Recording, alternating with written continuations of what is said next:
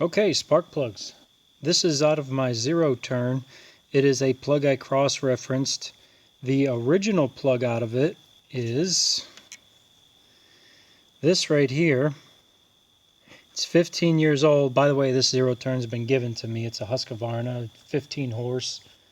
Just a little 38 inch. And he said he had it for 15 years. He put 109 hours on it, and he never did anything to it. He never even changed the blades. I mean, the blades were 2 inches shorter than new blades. I mean, it was used and abused, but yeah, this has 109 hours on it. Stock spark plug for it. Yeah, I got this in it. I run NGK. Champions are good. I just prefer NGKs. But this is how I read a spark plug.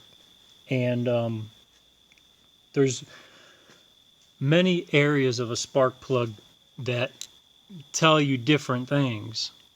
I like the 3 ground electrodes. A spark needs a sharp corner to fire correctly and to fire, lack of a better term, more timely, more reliable. Let's just put it that way. So you need a sharp corner. So if you run a wire wheel on this, it's going to dull it, and you don't want that. All right, so what I did was I stopped the video. I just reminded myself, and I'm probably going to be stopping the video quite a few times because I'm going to remind myself of different areas of the spark plug and get some tools. Like I was talking about cleaning it, and the proper way to clean this is not a wire wheel. The wire wheel will dull the surface and it will get rid of the sharp edges. You want a sharp edge. These ones, it's really hard to clean them.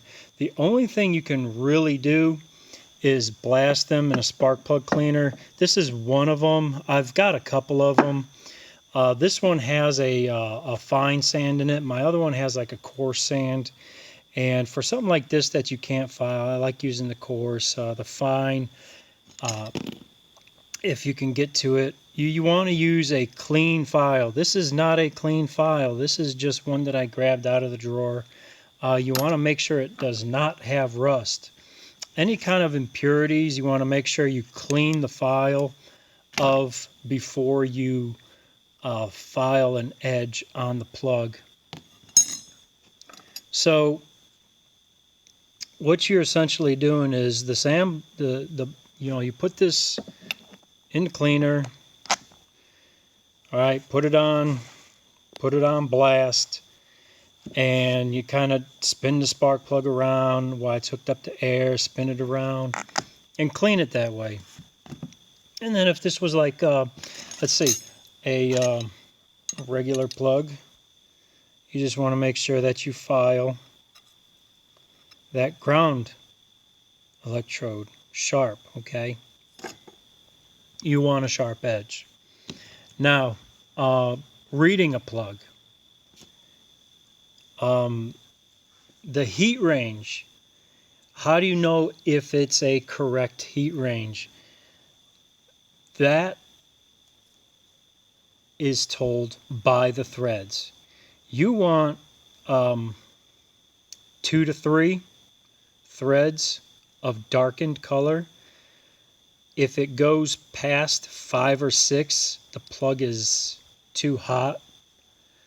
Let's see here. I got a couple of plugs. This is just a tad hot. You can see where kind of the shadow ends right here. Just a tad hot. This is one out of my Harley. This is the original plug out of the Harley, and good heat, good burn, okay, good timing. We'll go over that. And I don't run those anymore. I run these. But yeah, that's your heat range. Okay. The ground electrode, you have to inspect these, okay? you want that timing mark right at the end of the curve, okay? And you'll see, I can't see it through the phone, but right here is the timing, okay? There's going to be a stripe. You can barely see it, and you probably want, let's see if I can get it focused here.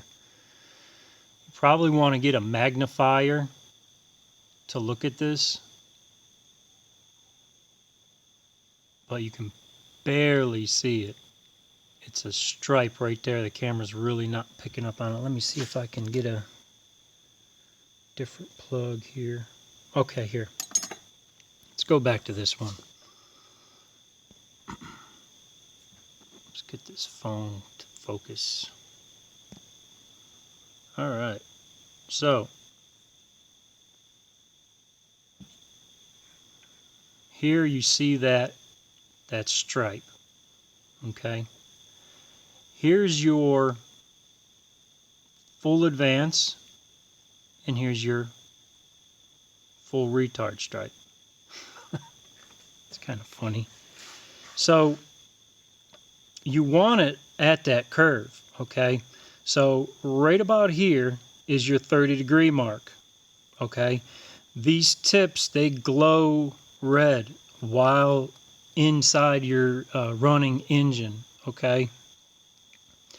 They do glow red, okay? So your timing is what that strap reads, okay?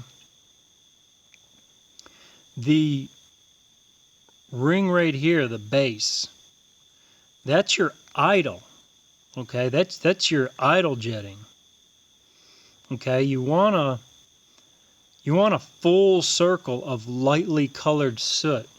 Now, my Harley is air cooled, and I'm running about 222 psi in the cylinder, and it's air cooled, and I run it on 92 octane. So I run it a tad rich. I don't want any detonation. All right. So I'm looking for just a little darker, ring right here. All right. Right here. This base.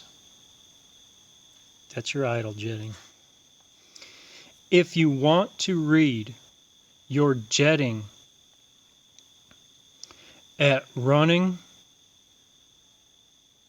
mid-range, and inside there full throttle, that's how you check that.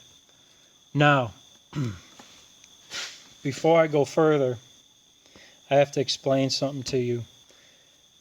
The pictures in the old manuals about reading a spark plug, that does not apply anymore. The reason for that is we have 10% ethanol in our fuel. It cools the intake charge. You need to run it richer for it to have the same output, okay? So, since it burns cleaner, you're no longer looking for a tan color here. If this is tan color, it's a tad rich. This should be just almost like a polish finish, okay? Not exactly, as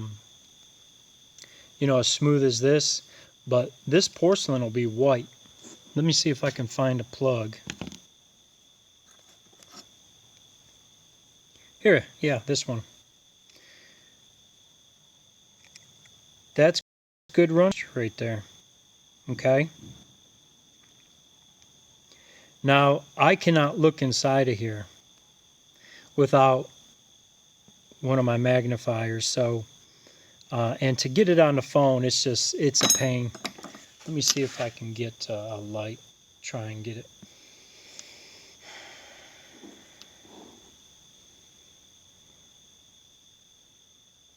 Oh, you really can't see it. But what you want, you can even cut this. You can even cut this and expose the porcelain, and you can read it that way. You want a dark ring at full throttle. It'll almost be like a like if someone were to put like a washer there, and all of a sudden the soot, the burn just stopped burning. But it'll be like a dark green on that inside lower part of the porcelain down deep in the plug there. And that's your full throttle. Okay, that's your wide open throttle. The middle of this porcelain, just below this surface, that's your mid-range. Okay, without the secondaries opened. That's just cruising down the road. And this is going to be your light acceleration color right there. Okay. So what's the difference between platinum, iridium, copper? What should you use and what shouldn't you use? This is a controversial subject, and people swear by platinum and iridiums. I don't like them. Okay, there is a place for them, but not on my vehicles. For instance, the Harley plug, it uses a copper plug from the factory. The reason for this, and you do not want to use an iridium or platinum plug or precious metal plug in your Harley Davidson, because Harley uses ion sensing. It senses spark knock before it even occurs and retards the timing. The way it does it is it senses it through the spark plug, okay, the resistance of it firing, okay. It can't do that if you have a platinum core. It can't do that if you have a platinum tip, okay. Do not put iridium or platinum plugs in your Harley Davidson, okay. Heating issues, detonation, bad stuff, especially on a air-cooled engine, okay. Now, this plug was I was running about, I think it was about 145 horsepower. And then I stepped up the engine again. I'm running just barely 160 now. And, like I said, you want to, I run it a tad rich. I don't want that detonation, okay? And going back, to detonation reading plugs, if you find like white dots, okay, sometimes you'll see it sparkle in the sunlight or when you're shining a light on it. But if you see those white specks, that's detonation. That's your piston coming apart. That's, that aluminum melting and adhering to that porcelain, okay? Very bad. So I run a tad rich. Don't run platinum iridium in ion sensing vehicles. Imports use ion sensing. You have to use a plug that the OEM specifies, not the auto parts store, okay? Not what they specify, only what the vehicle manufacturer does.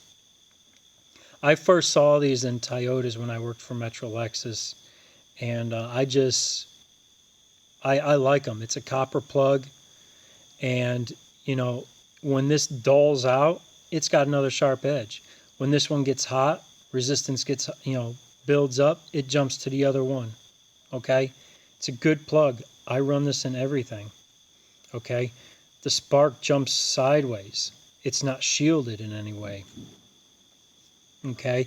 And if you do run a shielded spark plug like this, it'll make it run richer, okay, because this is shielding the spark from the air-fuel mixture. Now, if you have an older vehicle, you have suppression wires, resistor wires, a resistor plug, and then you have a one coil feeding a distributor cap, and then it goes through the rotor button, back through the distributor cap, through the wire, into the spark plug. That's a lot of resistance. If you put a platinum and iridium plug in a high resistance system like that, you will have detonation. Okay? You will have spark knock. There's a time and place for platinum and iridium, and that's not one of them. You know, I see the posts online, and you know, people complaining that they have these engines, and they put these great plugs, and they got spark knock and cackling and throttle response issues. Use a regular copper plug. Okay. I have a Durango with a 360 in it, and I belong to this group online, and not to get off the subject here, but they have a lot of issues, and I keep telling everyone, do not run a platinum iridium plug. You are not doing the engine any favors. Yeah, but I put new plugs in it, and it runs so much better. Well, yeah, you just put a new plug in it. How old were the old ones? Okay, so if it specifies copper, use a copper. Don't try and force feed it something it doesn't want. It's not going to work. Platinum iridium plugs are for coil-on plug applications. Okay? It's a direct coil, plug, fire. That's it. It doesn't have to go through the cap twice. It doesn't have to travel through the rotor button. It doesn't have 3, 4, 5 feet of wire to go through. It compounds the issue if you have one coil firing 8 cylinders. Okay, it's going to compound things. If you're turning 5, 6, 7,000 RPM, it's not going to like it. Use a copper plug.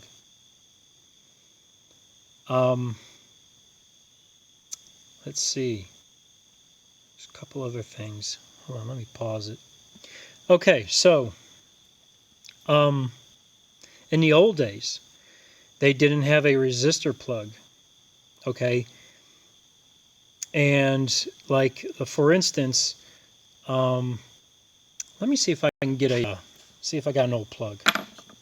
Okay, so no old plug. That R stands for resistor. R resistor. Let's see here. R resistor. Okay, why would you not run a resistor? All right, so a resistor plug. Back in 60s, 70s, you had these import bikes that had a coil. It had points.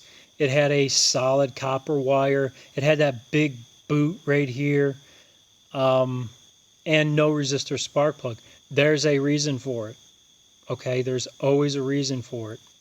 And this goes along with people putting those precious metal plugs in a high resistance secondary ignition system. When you hold on here, phone's acting up. Back in the old days on those motorcycles, I got to speed things up here. Storage is low on my phone. Copper wire, big boot, non-resistor plug. That big boot is a resistor. You can get different resistances. Why do you need different resistance? Well, because the resistance in that boot makes this spark dwell longer. Okay? The higher the resistance, the longer the dwell time. Okay?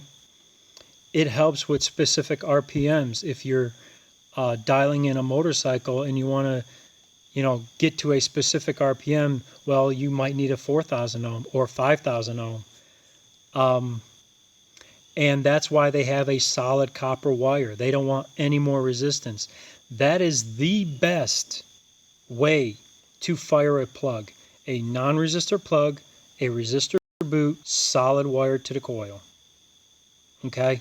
The best way. They got away from it because of computers, radio noises, and stuff like that. So I'm missing a lot of things here. Trying to wrap this up. It's already been like 20 minutes. The porcelain here, the ribs help with, that bleed through with the spark. Solid ones are a higher insulation rating. Yeah, you got the heat, the timing strap, idle, off idle, mid-range, high range. Some are tapered seats, some are gasket, quarter turn on these gasket types. And I think that's it. I know there's a bunch more to it. I just can't think of it right now. So let me pause this. Yeah, so I just can't think of anything right now. I'll probably just do another video if I think of anything else. But that's it. I mean, that's it in a nutshell. That's your basic plug reading, okay? You can get really involved in reading these plugs with a magnifier and a light and focus on different aspects of your engine running and jetting and timing. And it's fun. It's I like tinkering just as much as enjoying the stuff. Actually, I think I like tinkering on it more than anything else. But yeah, that's a sickness of mine. I hope this helps. Yeah, I guess I'll just start doing videos. If you guys like them, you can subscribe, you can like. If you don't want to, don't do it. I mean, no skin off my back. If you want to see my videos, that's fine. If you do dislike it, at least tell me why so I can correct it. I don't want to keep doing stuff that people don't like, and I'm trying to educate people. So yeah, I'll talk at you later. See you guys.